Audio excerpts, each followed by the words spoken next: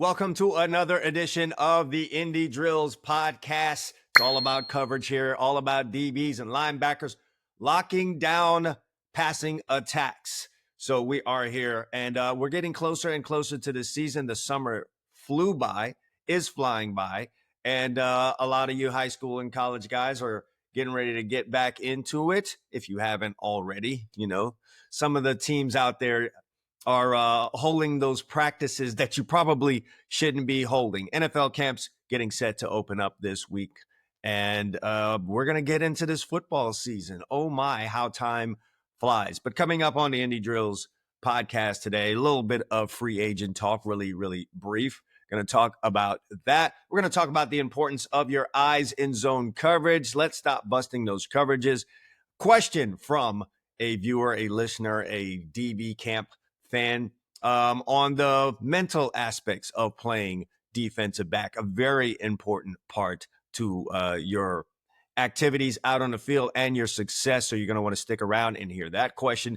And then the main topic, let's fix the Indy period. Let's get that all tidied up so you've got some real big-time playmakers when they hit the field this fall. As always, the All Eyes DB Camp Indy Drills Podcast is sponsored by this book right here, 101 DB Tips, everything you need to know about playing defensive back right here in this book, chock full of information that you need, 101 of them. All right, so whether that's training in the offseason, playing corner, playing safety, man coverage, zone coverage, watching film, just about everything that you need right here in this book. If you play DB, if you coach DBs, if you train DBs, you need a copy of this book. Have a link to it in the description down below. Grab your copy today. All right, really quick, let's just talk about some free agent cornerbacks in the NFL right now. Here's some guys that if you go looking for them on their previous team, you're going to miss them because they're not there anymore. And I'm not talking about the big-time signings from this offseason, but some pretty good players that are a little bit more low-key, maybe not talked about as much, that have changed addresses. Just want to go over a couple of these guys. Charvarius Ward, who's been a pretty solid cornerback over the last few years, played with San Francisco 49ers, providing solid coverage for that team, has moved from San Francisco. You can now find him in Indianapolis. He is a Colt. Paulson Adebo, another guy that has been pretty solid. Last few years, played with the New Orleans Saints. He is now a New York Giant, so he goes to the Big Apple. DJ Reed, who was in the Big Apple, playing for the New York Jets. You'll remember him. One of your smaller corners in the league who's just out there getting the job done. Going to see if he's going to be able to get the job done in Detroit. A definite change in, I don't want to say attitude, but a change in circumstances. All right, Jets haven't been winning. Lions have been winning. A lot more attention probably on the Lions right now than the Jets. Never thought I would say that. But yeah, DJ Reed is a Detroit Lion. And finally, Jordan Lewis, who has been with the Dallas Cowboys since coming into the league, is now a Jacksonville Jaguar. Will probably play a bigger role over there. Will be interesting to see that. Well, let's talk about some guys that are out there that are still available. And it's something for us to watch as these camps open up. Because guys get injured or teams just make moves. They see what they have out there. Maybe they're not comfortable with it. And then they bring in some of these big time guys. So something for you to watch out. Like I said, as the camps start opening, we start getting into camps and things get a little weary. They get long and then players just start showing up. Asante Samuel Jr., a guy rehabbing this off season. I think he had an issue with his neck, a neck injury there. He's still out there. Been seeing him doing his training and trying to get himself ready for a season. Whoever that may be with, he is unsigned at the moment. Stephon Gilmore, obviously a veteran, long in the tooth, hasn't hung it up, still trying to play. He's out there. That's a guy to watch as we enter into camps. Xavier Howard, who did not play last season after some great all-pro type seasons with the Miami Dolphins. I think Xavier's just out there waiting for the what can we say? Optimal situation. Obviously wants to go to a winner, signed a big contract and re-upped, had a couple of big contracts with the Miami Dolphins. So don't believe money's an issue. It's just about finding that right situation. So he's still lurking around out there. And then finally, Rasul Douglas, a guy who's been productive both at Green Bay and at Buffalo. Very, very surprised that the Bills didn't bring him back. This guy finds a way to get his hands on the football, whether it's forcing fumbles, getting important pass breakups, or interceptions. Just a guy who really flipped his career around 3-4 years into it. As you know, you may remember, had a big interception in a Monday night game for the Green Bay Packers against the Arizona Cardinals when they had that long winning streak back in 2021. And then went on to produce that year. The Packers were a playoff team that year. Then goes over to the Bills, does the same thing with a very good Buffalo Bills team. So I'm a little surprised that he has not been signed. It doesn't seem as though he's sweating it, but do expect Rasul Douglas to be on a team quick, fast, and in a hurry as we enter into, like I said, training camps. We start playing preseason games and we get closer to getting ready for a season. NFL teams will start to probably panic a little bit about their situation there, especially if injuries start piling up. So I would look for those 4 guys to be jumping on a team near you. Will it be your team? You will definitely find out coming up here very, very soon.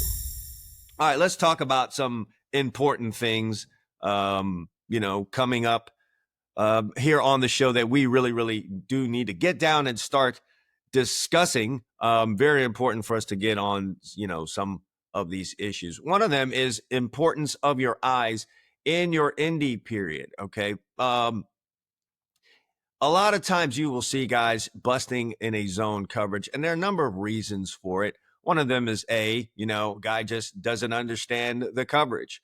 I would venture to say probably shouldn't have been out there in a competitive situation. These are things that will show themselves in practices. And if you've got a guy like that out there, that means you're in a really, really bad situation. I'm talking to you coaches out there. But obviously that is one reason why a guy might bust in coverage. He just doesn't totally understand. Other times guys get duped, routes get run in front of them, they get baited, and now they leave their zone.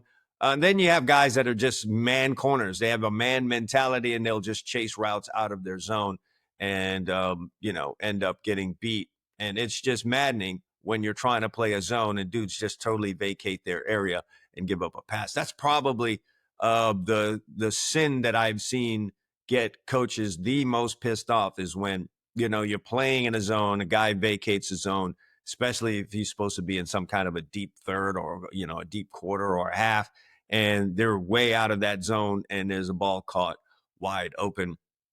That will really piss a coach off, because sometimes as a coach, you can just live with someone getting beat in man coverage. I don't want to say it's expected. It's just, that's a risk of man coverage. Receiver may just run a really good route, or you've got a guy that's overmatched out there, and you may have kind of known it before the play got off. You just were hoping that the quarterback didn't find it.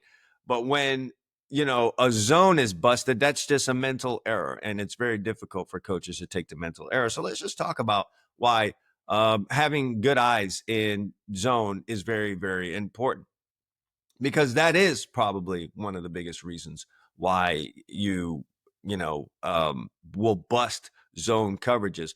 And one of the biggest problems I see is perhaps with linebackers. Really good passing attacks are set up to attack the linebackers because, coverage is not supposed to be their main thing. Their main thing is run stopping and, a lot of times rushing the passer. Oftentimes, pass coverage is the third best thing that they do. Less and less more in these days as linebackers have had to pay more attention to being in coverage. I have gotten more and more linebackers in my training sessions over the last couple of years than, when I first started off doing this thing. So obviously the point has been made either by coaches or just through, play and performance that linebackers need to understand what they're doing in coverage.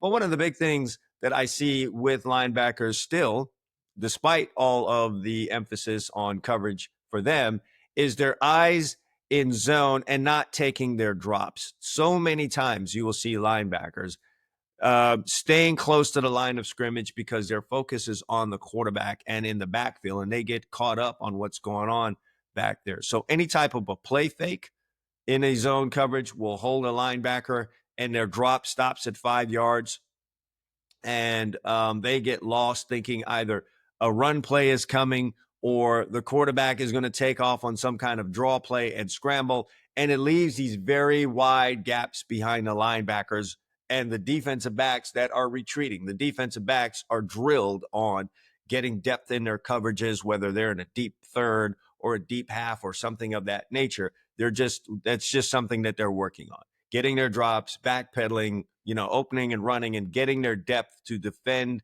the deep part of their area. And when that doesn't marry up with the linebackers whose eyes are focused into the backfield, thinking that there's going to be some type of run, whether with the running back or the quarterback, that's where you create these big voids in the zone. And, it creates a problem. It creates a nice big window for quarterbacks to dump the ball in there. It's an ongoing problem. I experienced it as a defensive coordinator, experienced it as a player. Sometimes just, linebackers just not getting their depth, eyes caught up in the backfield. Now, it's not only linebackers. We're seeing more and more nowadays where there are zone match schemes. And in these zone match schemes, it is required for the cornerbacks and safeties to be reading one receiver, and then based on what that receiver does, throw your eyes to another receiver that may be attacking your zone. And that in and of itself creates problems, because when you're asking defensive backs, corners especially, I did mention guys that are really big man corners. When you're asking them to watch a receiver in a zone coverage, there is the high probability that they may go chase a route. All right. They're taking their eyes off of a quarterback, and they're reading a receiver who's obviously very crafted in running their routes. And offensive coordinators have been very good in crafting route combinations that are eye candy for cornerbacks that will keep a guy low in a zone when he should be high. These routes and these plays are designed now to deceive cornerbacks' eyes in these matchup zones. Offenses know that this is what the defenses are running right now, and they are designing plays to, for lack of a better term, sucker cornerbacks into not being where they need to be. And so some of the ways, are one of the big ways that I would recommend for coaches out there to try and alleviate that problem. It's never going to fully go away, but one of the best ways you could do that. Stop. You know you didn't have all the interceptions that you wanted to have this year. So how are we going to fix that problem? I've got two great resources for you. First is my book, 101 DB Tips, chock full of information and tips for you to get your hands on that pigskin. Everything from how to train, how to play man coverage, how to play zone coverage, and a whole lot more. Plus, the All Eyes DB Camp members area breaks down coverages for you, technique, quizzes, all kinds of great things in there that's going to up your knowledge, that's going to get your hands more times on the football this year. Check them out. I have a link in the description down below. Is run route combinations at your secondary without the ball being involved.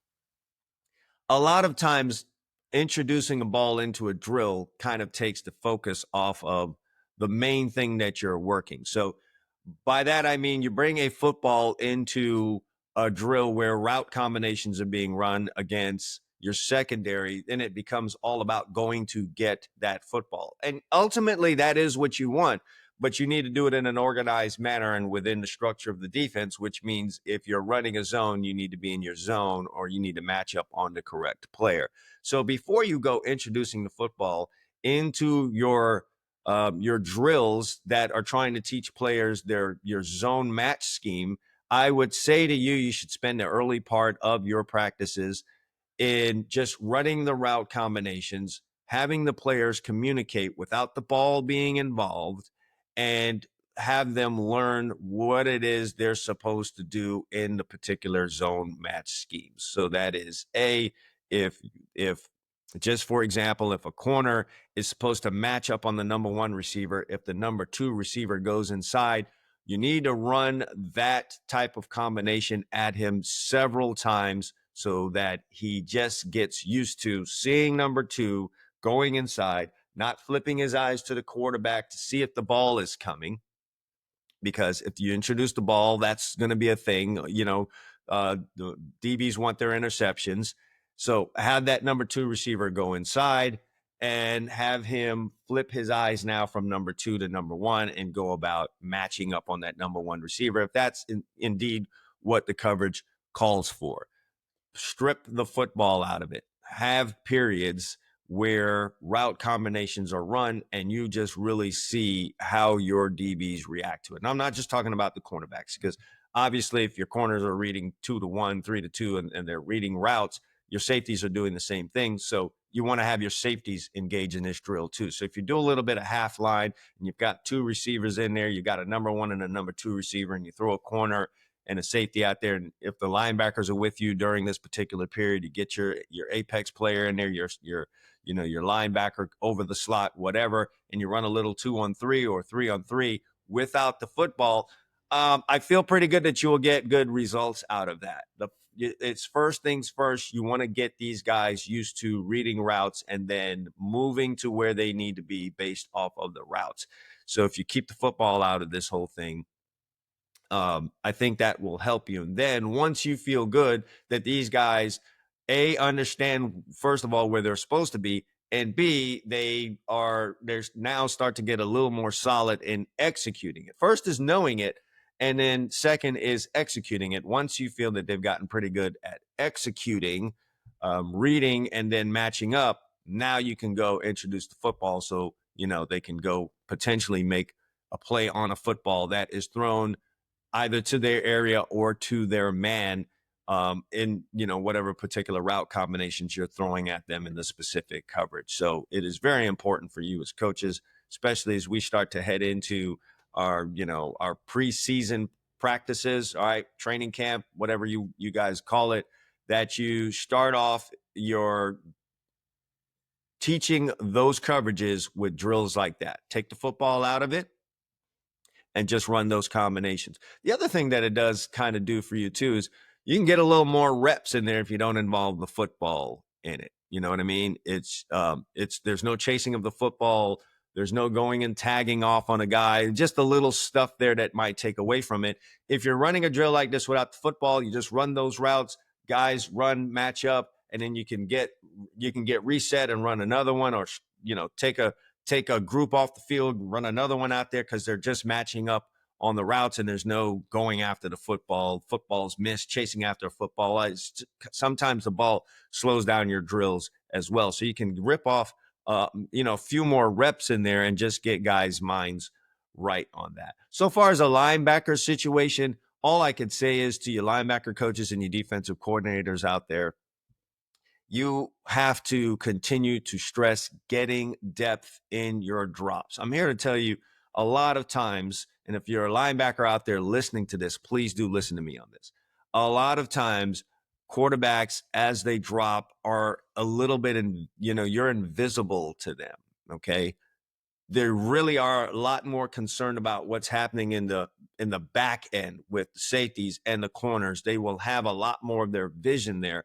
And if you as a linebacker can take deeper drops, you'll be surprised how many times a quarterback will throw a ball straight to you. All right. You started off down low. His eyes are deep because that's where he wants to get the football to. And he's focused on that.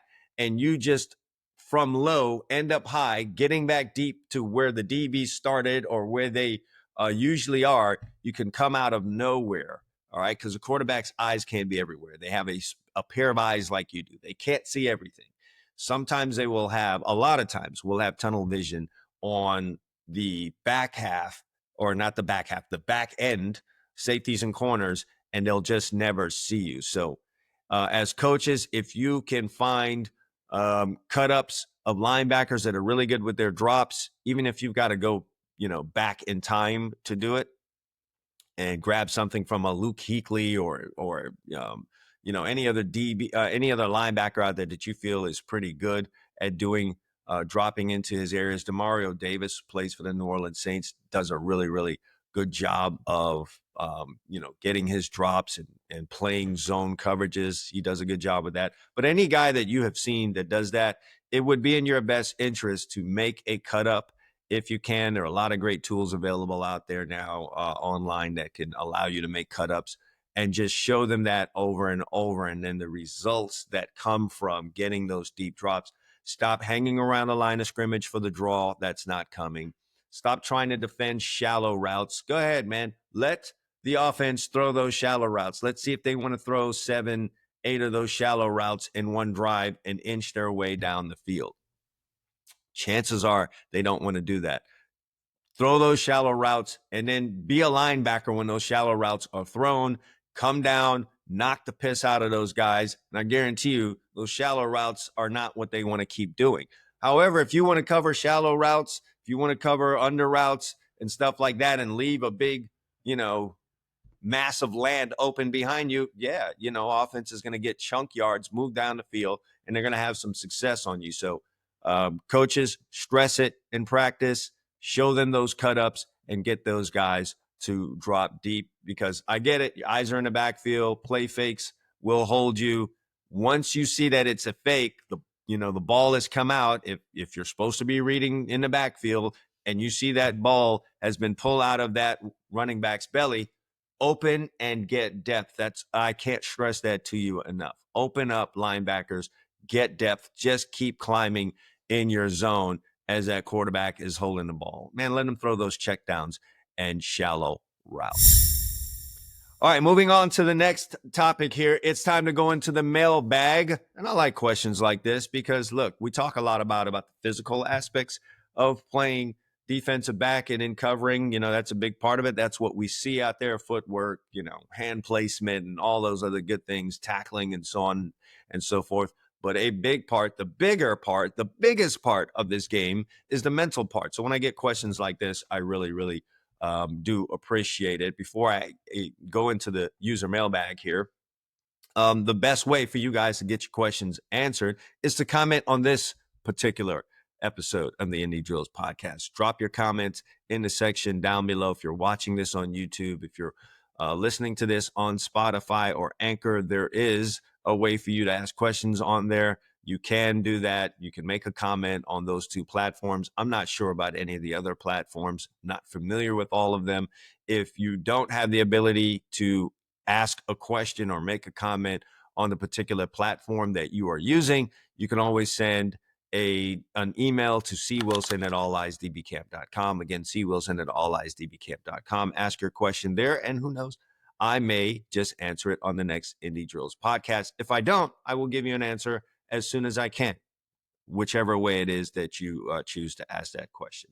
All right, this one comes from Florida. Thank God. I'm down in Florida, and I hadn't had a Florida question that I'd use in a while. I was starting to think Florida folks don't talk. But Duran in Florida says, my son is new to playing cornerback and generally plays well, but he struggles with confidence after getting beat. Hey, this, Duran, is not something new, all right? Especially when you're new to playing cornerback, and especially in this day and age where everything gets put on film. Getting bombed as a cornerback nowadays is like getting knocked out in a fight in school, because that stuff's going to be on film, and it can be traumatic for these guys because, when you're a teenager and you're a young guy in high school, middle school, high school, you care an awful lot about what your peers think. I would say this. First of all, we should not be caring what someone in the stands or who can't play this game thinks. Yes, we're, in a sense here to entertain, but so far as the ins and outs of my position and the physical and mental demands of it, what a person who doesn't play this game thinks should be of no interest to you. Go about and play your game and let fans be fans, say what they want to say, type what they want to type, make the tweet that they want to tweet. It should be of no circumstance to you. You should care less about that. That's number one. Number two is this. Playing defensive back, cornerback especially, you're going to get beat. It's just going to happen. If you aren't getting beat, you're not going against really good wide receivers. So if you're just dominating everyone that you line up against and a ball never gets caught, one of two things. They're probably not throwing the ball over there. That's number one. Or number two, you're just not facing good guys. And sooner or later, you'll start facing good guys that can play this position. And when you do, They will catch the football. You will get beat. You will give up a long one. You will give up a touchdown because that's just the way that it is. This is a hard position to play. Cornerback is hard. All right. When you're going up against guys equal to you or maybe slightly better than you in talent, it is a very difficult thing to do. Keep yourself in front of a guy, attached to a guy for 2, 3, 4, 5 seconds against quarterbacks that are getting very, very good now at placing the football is a difficult thing to do. So I don't want to say it's normal, but it will happen. All right. It will happen. It's a part of the position. It's like a pitcher pitching. The ball will get hit. Or the batter that's batting in baseball, you will strike out. That's just a whole part of this thing. So you cannot go in the tank over giving up a catch or giving up a touchdown or giving up a long play. It happens. Learn from it. But more important, if you're in the moment, forget about it. Forget about it quick, fast, and in a hurry. The next play is coming. Here's the last part about it, too. Something that I don't think people really think about. Sometimes giving up a play can be a gift. All right.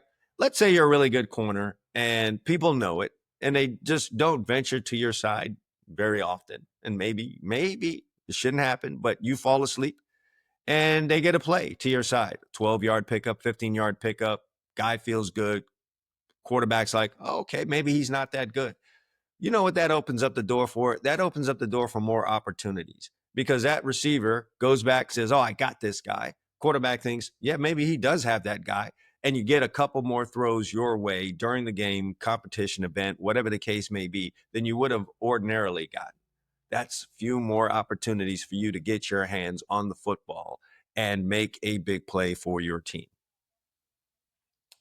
I don't want to say that you're baiting them, but whatever the case may be, they have been good cornerbacks that will bait teams. They might give up a catch here or there just to lure the offense in and think that this is a place that they can go to get some plays, to get some completions.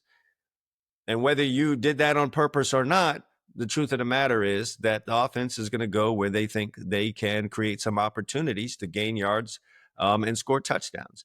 And so after giving up that big play or giving up that long touchdown, don't lose your confidence. Just say, all right, cool. You got yourself one. Let's see if you can get another one again. Get yourself ready, learn really fast from whatever mistake that you made, and just keep playing. Just keep going. Because sooner or later, if you're on point, if you're training the way that you need to be, and if you're studying the game the way that you need to be, you're going to get your opportunity to get your hands on a football and get yourself an interception. So I would ask out there, Duran, maybe ask your son this. Which would you rather have? Would you rather spend an entire game covering a guy that they never throw the ball to? You never get a ball thrown your way. Or would you rather be in a game where you gave up a couple catches and they threw the ball over there 3 or 4 more times than they should have, and you get yourself 3 or 4 more opportunities at an interception? Not every ball caught on your side is a tragedy. It's an opportunity because that means the offense is going to come over there again. And I think for all of you listening to this, that may have this problem, I think that's really the mentality that you need to approach this with. When a play or ball is caught on my side of the field, that just creates an opportunity. I'm not saying you go about trying to make those opportunities happen unless you're really, really that good. If you're in a town and you're just that much better than everyone, in your league or in your area that you play against, that might be a way that you can get some action on your side of the field. You allow a catch here or there, you bait them in, and then you go take the ball away from them with a pick six and you stab them in the heart. All right. So if you're a big time player, maybe you could do that. But for the rest of you out there, you're going to give up catches. You're going to give up touchdowns here or there, and you will give up big plays.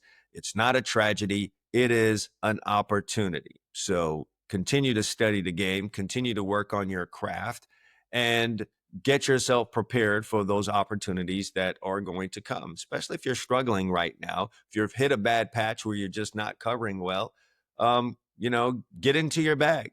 Go watch yourself on film.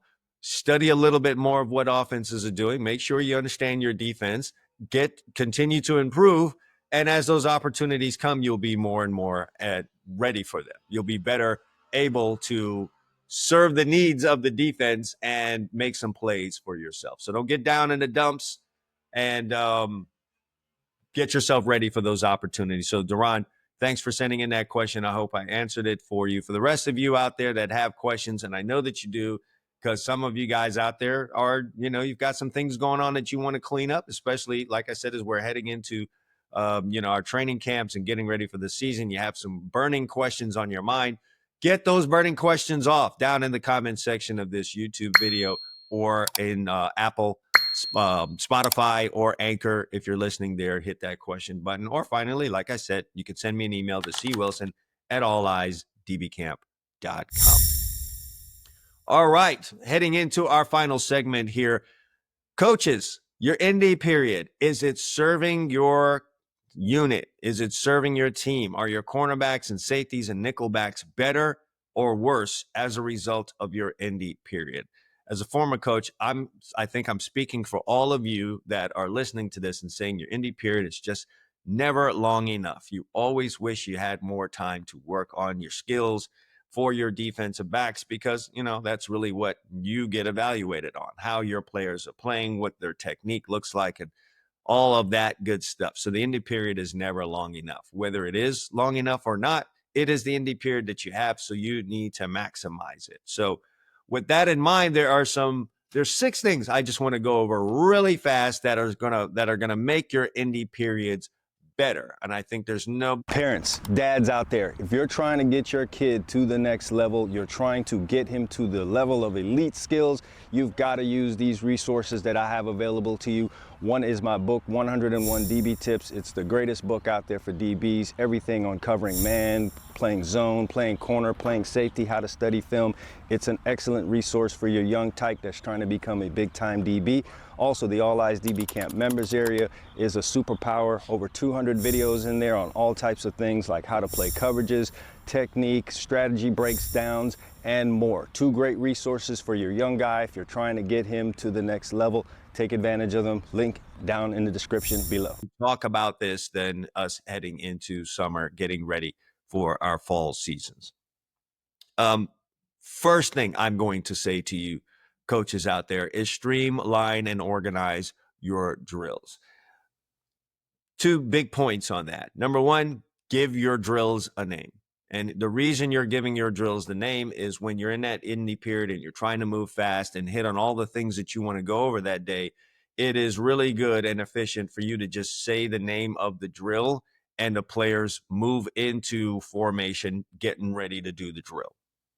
If you don't give those drills a name, you're going to have to go through this whole big setup process for the drill every time, and that's going to take away from you. So you should be able to just say, W drill, let's go. Or say pedal mirror drill, and just say the name of the drill. Guys get lined up and they get coordinated and they're ready to do the drill right away. All right. That's why you name the drills, because you just want to be able to say the name out. I would even say this: go through an indie practice. All right. Go out there and rehearse how the indie is. Bring your guys out there. First of all, give them the expectations. Talk about, how your indie period is going to move, how these guys need to move, and how you want to just say the name of the drill and these guys know where to go. Do that before you start your fall practices, just so these guys have an understanding going into it and their expectations are there. They understand them and they can meet them. But you want to give those drills a name. The second thing is you need to organize your drills. So have an idea of how you can assembly line a drill so you can get as many reps of the drill as possible, and guys can just move in an organized pattern. With that in mind, I think I'm going to need to drop a link to a clinic that I did many, many years ago. I can't even think about it. It's over a decade now that I did this clinic, but I talked specifically about and gave a demonstration on streamlining your drills. And I was doing this for a youth football conference or clinic, I should say, and showed how you streamline your drills so players can move through the drills, get into the line, and repeat reps without any loss of time. If your drills are unorganized and guys don't move in a predictable pattern, then they finish a drill. Then the group that just finished the drill are in the way of the next guys that come out, or a guy who was, let's say, a receiver in a drill and is now supposed to be the DB, they're not getting from that receiver to the DB in the drill in an organized way, and it's just going to slow down your time. Because once again, as coaches, we never have enough Indy periods. So you need to steal away some of those lost minutes by having things organized. So, for example, if you're doing some kind of a press man drill and the DB is going against another DB who's the wide receiver, you want to set up your situation where the receiver goes, the DB does, the drill, he pretends to be pressing the guy or whatever, and you want to set it up to, okay, the DB is now going to jog back, and then he's the receiver. The DB goes to the back of the line, and then the receiver who just went is now the defensive back, and then the next guy steps up, and now he's the wide receiver, and you just continue to do that. So those two guys go, DB goes to the end of the line, the guy that was playing receiver now becomes DB. That's just a small example of something that you could do, but you have to give some time and some thought into how you can organize your drill so that guys move in a predictable pattern in a fast motion, and they know exactly where they want to be, and you don't have much time wasted in between reps, right? You want to just be able to pop those off. And when you have a shorter Indy period, maybe sometimes your Indy period is 20 minutes or 25 minutes, and today it's just 10 or 15 minutes, I would say to you as coaches, coach on the run. Let the guys go through the drill. Try not to stop the drill too much. Throw your instructions out there as they're jogging back from their drill. And they get that in their mind, and then they fix it on the next time that they go up. If you keep stopping your drills, you're going to lose a lot of time in, your drills, and not enough guys are going to get reps, or the guys aren't going to get enough reps of the drill. The next thing I'm going to say is don't get bored. Okay. Don't get bored. I know how it is as coaches. You think your players are out there just getting a little stale because you're doing the same drills over and over, and they might be. You got to get them out of that mentality. Do not get bored with the basics. If you sit here and watch a game, watch the games that you play, defensive back is the same movements over and over and over and over again. You're backpedaling, you're opening, you're breaking. Okay. You're kick sliding, shooting your hands, and then you're running. It is the same handful of movements over and over again. And you need to stress that to your players. You can't get bored with the basics. You've got to master those basics and make them realize that nobody here has mastered all of the core moves that we're doing. You haven't mastered them. The biggest part about Indy is you're trying to automate a player's movements. You want to do something so much that they aren't even thinking about it anymore. They just do it when it's happening. When they can take their mind off of their movements because they've done it so much, they can now move their mind to other things, which is their assignment or what it is that the offense is trying to do to them, both pre-snap and post-snap.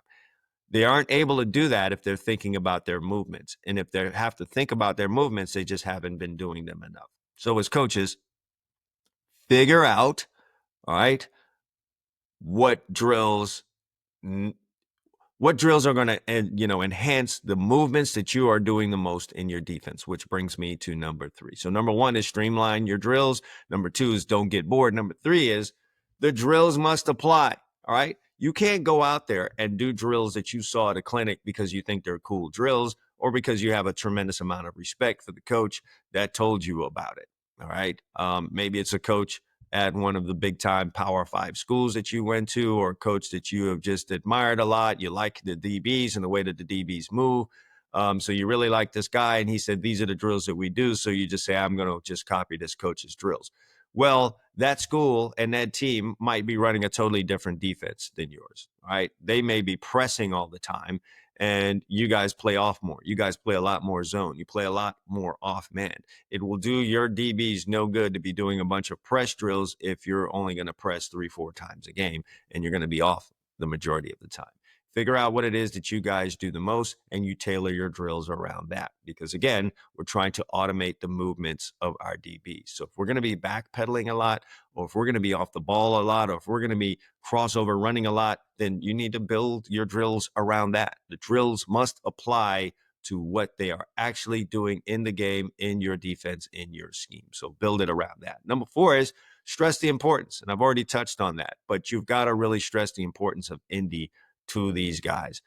I know a lot of guys, listen, I played, obviously coached, and I know some of the mentality out there. Guys will come to practice, and if there's any part of practice that they live and die for, maybe it's one-on-ones, right?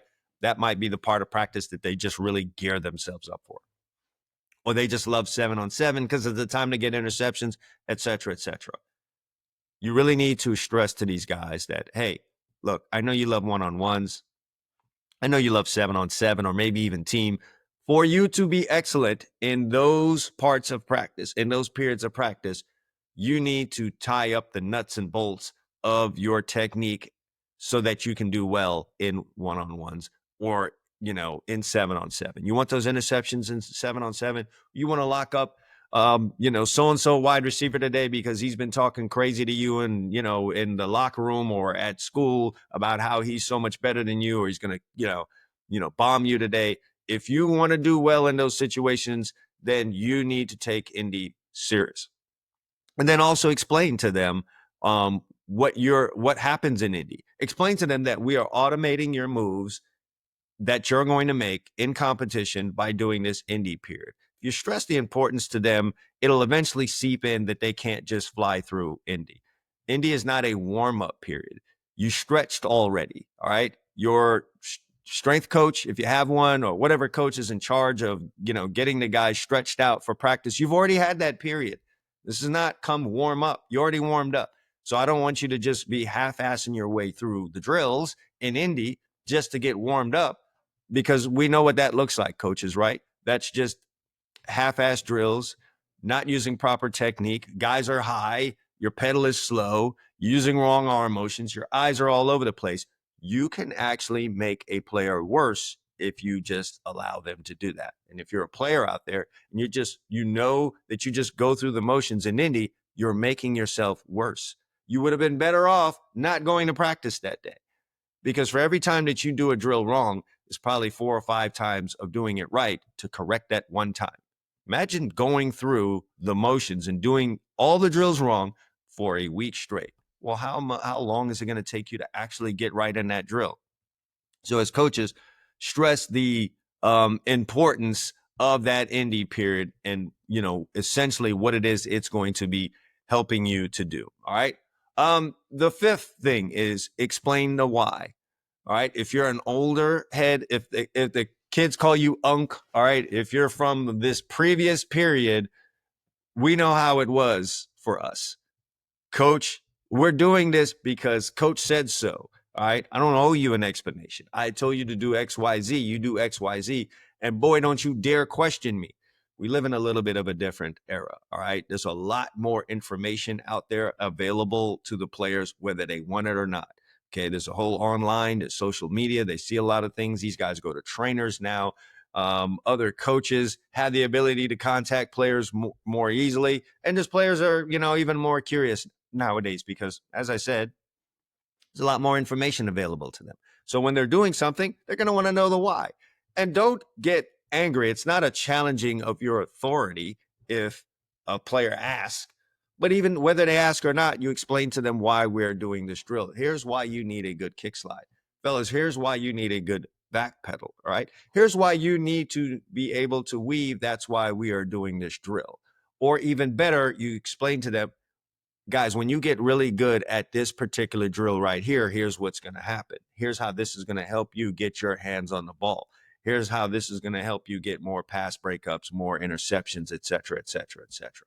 Hey, while you're out there training to be the part, might as well look the part. Sometimes you just got to fake it till you make it. And one of the best ways to do that is with gear like this from the All Eyes DB Camp shop. A wise man once said, when you feel good, you look good. When you look good, you play good. When you play good, they pay good. Now you can look good When you head over to All Eyes DB Camp shop, you get shirts like this, Play Defense t-shirt. I got long sleeves, I've got shorts, I've got no sleeves, I've got arm sleeves.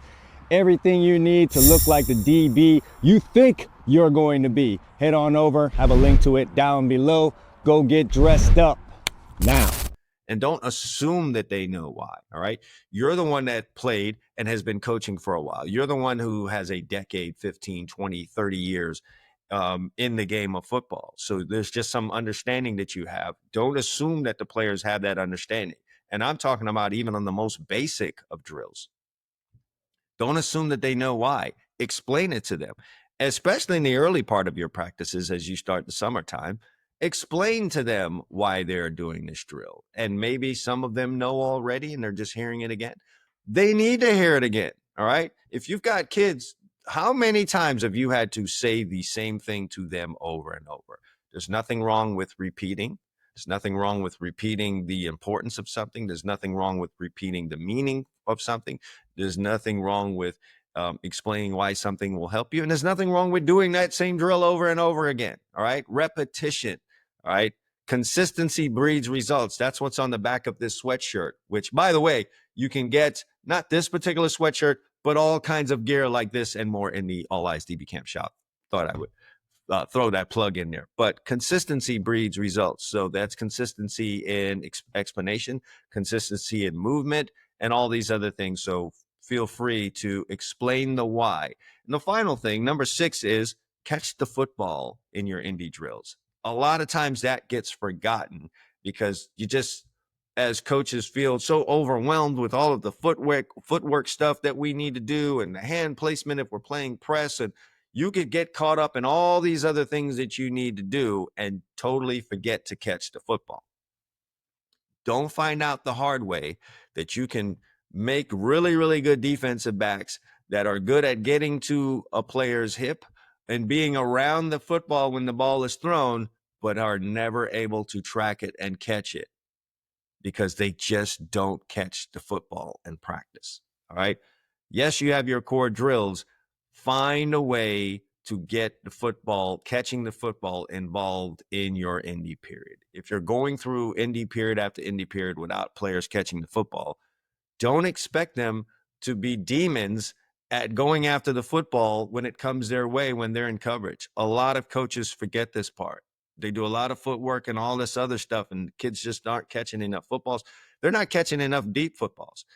I know you've seen guys that are good running down the field and 30, 40 yards down the field.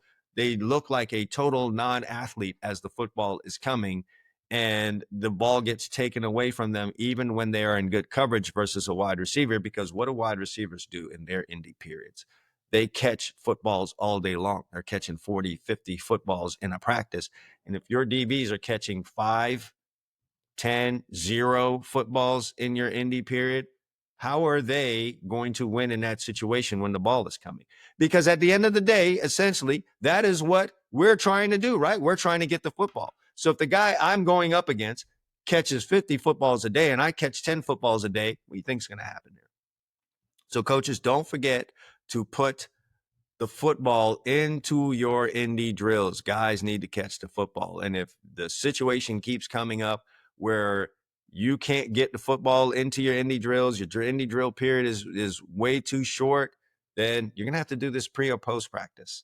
If you have a pre-practice period, set up a 5 or 10 minute period where you've got a rapid, ball drill where guys can catch a whole bunch of footballs in that drilling period, and just get them used to tracking the football and catching it. It's a skill that has to be learned. Don't assume that they're just going to know how to catch the football.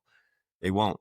And again, they're matching up against guys, wide receivers, that are catching footballs over and over. They're just going to have more reps at it and they're going to be better at it. It's just how much better do you want them to be at it? Stress that to your players as well. When you guys have a free moment, catch footballs.